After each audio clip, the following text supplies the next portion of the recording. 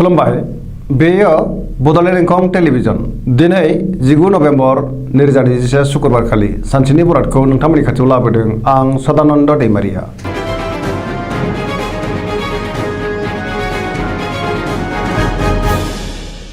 सिगां फरायनो लादों मेष राशि गिबि हांखो अ ल दिनैनि साना जोबोर मोजां गोसोखौ जोबोर गोजोननाय मोनगोन बहाबा दावबायहैनो खाबु मोननो हागौ सिगांनि बबेबा जेंनाखौ दिनै सुस्रांनो हागोन गोसोआव गोदान बोलो आरो सोलो फैगोन बयजोंबो सिनायजागोन आरो अनसायजागोन गुबुननि अनसायनायखौ मोननानै गोसोखौ दिनै जोबोर गोजोननायबो मोनगोन गोसोनि बोलोआ बांगोन देहाया दिनै मोजाङै थागोन रांखावरियाव जोबोर मोजां होनजायो मोननो गोनांखौ मोननो हागोन आरजिनाय धोनखौ दोनथुमनोबो हागोन बेफार फालांगियाव मोजां मुलाम्फा मोनगोन आयआ बांगोन मावनो लानाय खामानिखौ गोरलैयैनो मावफुंनो हागोन न'खराव दिनै अनलायनाय फैगोन समाजाव गोबां मान मोनगोन बयनिबो गोसोखौ दिनै गोरलैयैनो बोनो हागोन सेंग्रा सिख्लाफोरनि गोसोआ दिनै जोबोर रमान्टिक जागोन आरो गावबा गावनि गोसोनि साननायखौ फोरमायलायनोबो हागोन गोसोनि साननायफोरा मोगथाङाव जाफुंगोन पजिटिभ एनार्जिनि गोहोम गोग्लैगोन जेरावखि थाङा मानो मोजाङैनो हान्थिनो हागोन गुबुनजों बाख्नाय जागोन गोबां खामानि मावनो गोसो दुंखांगोन आरो मावनोबो हागोन फरायसाफ्रा फरायनायाव गोसो दुंखांगोन आरो मोजां फिथाइ मोनगोन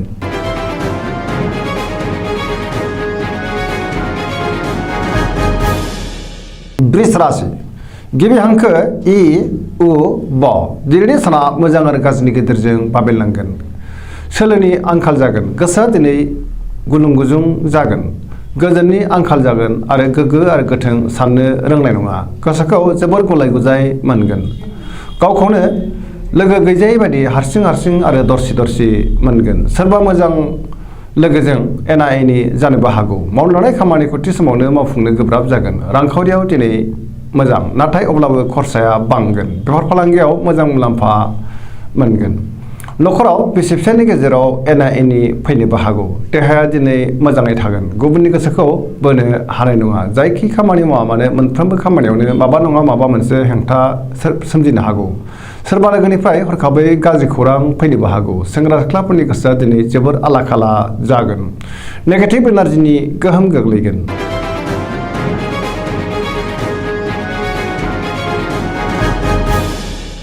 मिथुन राशि गिबि हांखो क स दिनैनि साना मोजां आरो गाज्रिनि गेजेरजों बाबेनलांगोन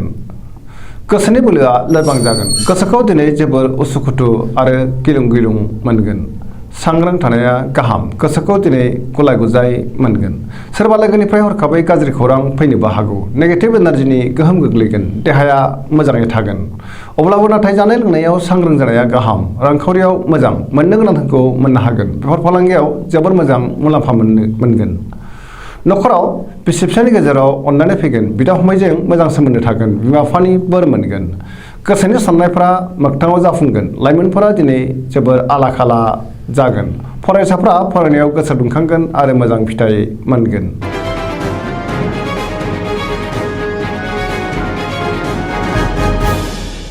कर्कट राशि गिबि हांखो ड ह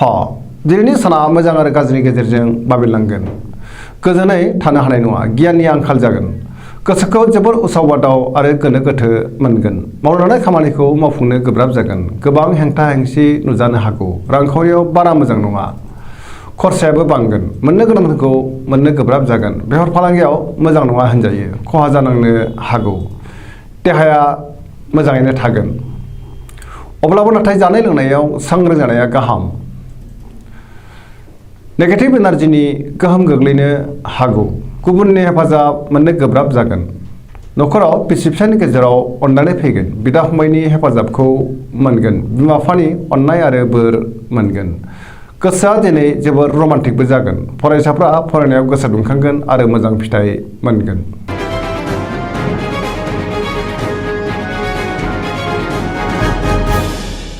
सिंह राशि गिबि हांखो म थ दिनैनि साना जोबोर मोजां गोसोखौ दिनै जोबोर गोजोननाय मोनगोन बयजोंबो अनजासोगारगोन आरो अनसायजागोन मावनो लानाय खामानिखौ मावफुंनो हागोन रांखावरियाव जोबोर मोजां होनजायो आरजिनाय धोनखौ दोनथुमनो हागोन गोबां धोन आरजिनोबो हागोन मोननो गोनांखौ मोननो हागोन आयाबो बांगोन बेफार फालांगियाव मोजां मुलाम्फा मोनगोन न'खराव दिनै बिसि फिसायनि गेजेराव अनलायनाय फैगोन गोसोनि बोलोआ बांगोन गोबां खामानि मावनो गोसो दुंखांगोन आरो मावनोबो हागोन जायखि खामानि मावामानो मोनफ्रोमबो खामानियाव जाफुंसारगोन गोसोनि साननायफोरा जाफुंगोन समाजाव मान मोनगोन लाइमोनफोरा गावबा गावनि गोसोनि साननायखौ फोरमायलायनोबो हागोन गोसोआ दिनै जोबोर रमान्टिक जागोन फरायसाफ्रा फरायनायाव गोसो दुंखांगोन आरो मोजां फिथाइ मोनगोन।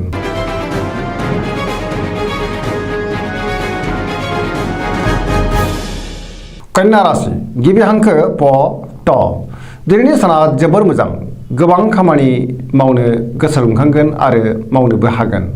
मोनफ्रोमबो बिथिङावनो सांग्रां जानो रोंगोन बयजोंबो गोरोबनानै मोजां खामानि मावनानै लानो रोंगोन गुबुनजों मोजां सोमोन्दो लाखिनो रोंगोन गोसोनि बोलोआ बांगोन गोसोखौ दिनै जोबोर गोजोननाय मोनगोन सोरबा लोगोनिफ्राय हरखाबै मोजां खौरां फैनोबो हागौ समाजाव गोबां मान मोनगोन मावनो लानाय खामानिखौ थि समावनो आरो गोरलैयैनो मावफुंनो हागोन गुबुननि गोसोखौ बोनो हागोन रांखावरियाव जोबोर मोजां अब्लाबो नाथाय खरसाया बांगोन बेफार फालांगियाव जोबोर मोजां मुलाम्फा मोनगोन देहाया दिनै मोजाङै थागोन न'खराव बिसि फिसायनि गेजेराव अनलायनाय फैगोन सेंग्रा सिख्लाफ्रा गावबा गावनि गोसोनि साननायखौ फोरमायलायनो हागोन आरो गोसोआ दिनै जोबोर रमान्टिक जागोन गोसोनि साननायफ्रा मोगथाङाव जाफुंगोन फरायसाफ्रा फरायनायाव गोसो दुंखांगोन आरो मोजां फिथाइ मोनगोन सरासनस्रायै दिनै साना जोबोर मोजां आरो मोजाङैनो बारग'लांगोन।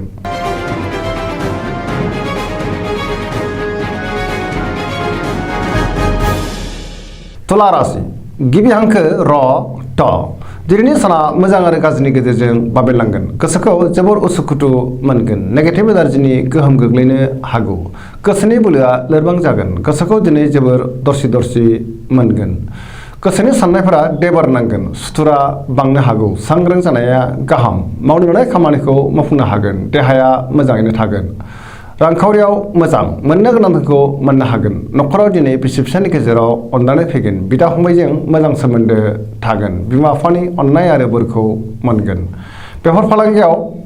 मोजां मुलाम्फा मोनगोन लोगोफोरनि हेफाजाबखौ मोननो हागोन सोरबा आगुनि लोगोजों बहाबा लोगो मोनज्लायनोबो हागौ लाइमोनफोरा जोबोर रमान्टिक जागोन आरो गोसोनि साननायखौ फोरमायलायनोबो हागोन।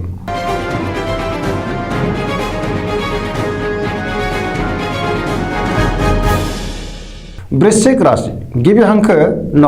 स दिनैनि साना जोबोर मोजां गोसोआ दिनै जोबोर रमान्टिक जागोन गोसोनि साननाय आरो लुबैनाया मोगथाङाव जाफुंगोन महर मोखाङा साबस्रांगोन समाजाव गोबां मान मोनगोन बयजोंबो अनसायजागोन आरो अनजागोन गोसोखौ जोबोर गोजोननाय मोनगोन सोरबा लोगोनिफ्राय हरखाबै मोजां खौरां फैनोबो हागौ मावनो लानाय खामानिखौ थि समावनो आरो गोरलैयैनो मावफुंनो हागोन न'खराव दिनै बिसि फिसायनि गेजेराव अननानै फैगोन रांखावरियाव जोबोर मोजां होनजायो आयआ बांगोन मोननो गोनांखौ मोननो हागोन बेफार फालांगियाव गोबां मुलाम्फा मोनगोन देहाया दिनै मोजाङैनो थागोन गुबुनजों जोबोर मोजां सोमोन्दो लाखिनो रोंगोन लोगोफोरनि हेफाजाब मोनगोन बिमा बिफानि अननाय आरो बोरखौ मोनगोन फरायसाफ्रा फरायनायाव गोसो दुंखांगोन आरो मोजां फिथाइ मोनगोन पजिटिभ एनार्जिनि गोहोम गोग्लैगोन सरासनस्रायै दिनै साना जोबोर मोजां आरो मोजाङैनो बारग'लांगोन।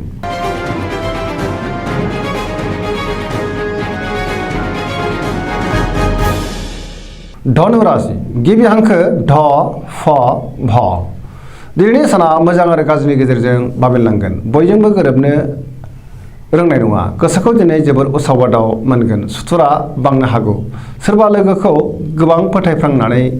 खहा जानांनोबो हागौ नेगेटिभ एनार्जिनि गोहोम गोग्लैगोन मावनो लानाय खामानिखौ थि समाव मावफुंनो हागोन गोसोनि साननाया जाफुंगोन रांखावरियाव नाथाय बारा मोजां नङा मोननो गोनांखौ दिनै मोननो गोब्राब जागोन बेफार फालांगियाव मोजां नङा गोबां खहा जानांनोबो हागौ समाजाव मान मोनगोन देहाया दिनै मोजाङैनो थागोन अब्लाबो नाथाय जानाय लोंनायाव सांग्रां जानाया गाहाम न'खराव बिसि फिसायनि गेजेराव अनलायनाय फैगोन बिदा फंबायजों मोजां सोमोन्दो थागोन फरायसाफ्रा फरायनायाव गोसो दुंखांगोन आरो मोजां फिथाइ मोनगोन लाइमोनफोरा जोबोर रमान्टिक जागोन।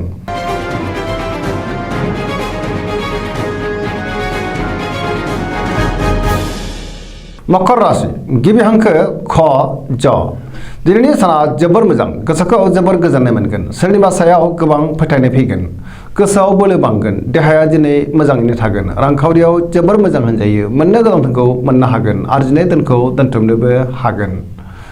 अब्लाबो नाथाय खरसायाबो बांगोन, बेफार फालांगियाव मोजां मुलाम्फा मोनगोन, न'खराव बिसि फिसायनि गेजेराव अनलायनाय फैगोन, बिदा फंबायजों मोजां सोमोन्दो थागोन, समाजाव मान मोनगोन, सोरबा लोगोनिफ्राय मोजां खौरां फैनो हागौ, गुबुननि गोसोखौ बोनो हागोन, पजिटिभ एनार्जिनि गोहोम गोग्लैगोन, लाइमोनफोरनि गोसोआ दिनै जोबोर रमान्टिक जागोन आरो गावबा गावनि गोसोनि साननायखौ फोरमायलायनोबो हागोन, सोरबा लोगोजों बाख्नाय जानो हागौ, जेरावबो सांग्रां जानो रोंगोन आरो देरहासारगोन।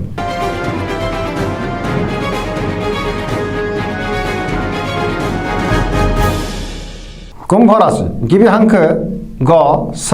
स दिनैनि साना जोबोर मोजां, गोसोखौ जोबोर गोजोननाय मोनगोन, गोबां मोजां खाबु फैनो हागौ, गोसोआ दिनै जोबोर रमान्टिक जागोन, गोसोआव मोजां साननाय फैगोन, पजिटिभ एनार्जिनि गोहोम गोग्लैगोन, मावनो लानाय खामानिखौ थि समावनो आरो गोरलैयैनो मावफुंनो हागोन, समाजाव मान मोनगोन, रांखावरियाव जोबोर मोजां होनजायो, बेफार फालांगियाव जोबोर मोजां मुलाम्फा मोनगोन, आयाबो बांगोन, देहाया दिनै मोजाङैनो थागोन, न'खराव बिसि फिसायनि गेजेराव अनलायनाय फैगोन, सोरबा लोगोनिफ्राय मोजां खौरां फैनो हागौ, गोसोनि साननायफ्रा मोगथाङाव जाफुंगोन, सेंग्रा सिख्लाफ्रा गोसोनि साननायखौ फोरमायलायनोबो हागोन, फरायसाफ्रा फरायनायाव गोसो दुंखांगोन आरो मोजां फिथाइ मोनगोन, सरासनस्रायै दिनै साना जोबोर मोजां आरो मोजाङैनो बारग'लांगोन।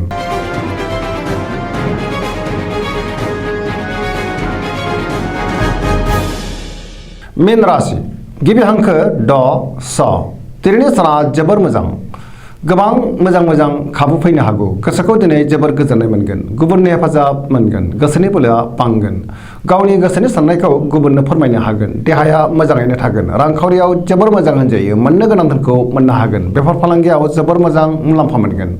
न'खराव दिनै बिसि फिसायनि गेजेराव अनलायनाय फैगोन, बिदा फंबायनि हेफाजाब मोनगोन, मावनो लानाय खामानिखौ थि समावनो मावफुंनो हागोन, जायखि खामानि मावा मानो मोनफ्रोमबो खामानिखौनो दिनै मावफुंलांनो हागोन, लाइमोनफोरनि गोसोआ दिनै जोबोर रमान्टिक जागोन आरो गोसोनि साननायखौ फोरमायलायनोबो हागोन, गोसोनि साननाय आरो लुबैनायफ्रा मोगथाङाव जाफुंगोन, फरायसाफ्रा फरायनायाव गोसो दुंखांगोन आरो मोजां फिथाइ मोनगोन, सरासनस्रायै दिनै साना जोबोर मोजां आरो मोजाङैनो बारग'लांगोन। दिनैनि राशि फरायनाया एसेनोसै, जोबनायाव बेखौनो खावलायो जाहाथे नोंथांमोना सानफ्रामबो जोंनि बे बड'लेण्ड इंखं टेलिभिजनखौ नायबाय थायो आरो साबस्क्राइब खालामो, लोगोसे लाइक खालामो आरो शेयार खालामो, एसेनोसै।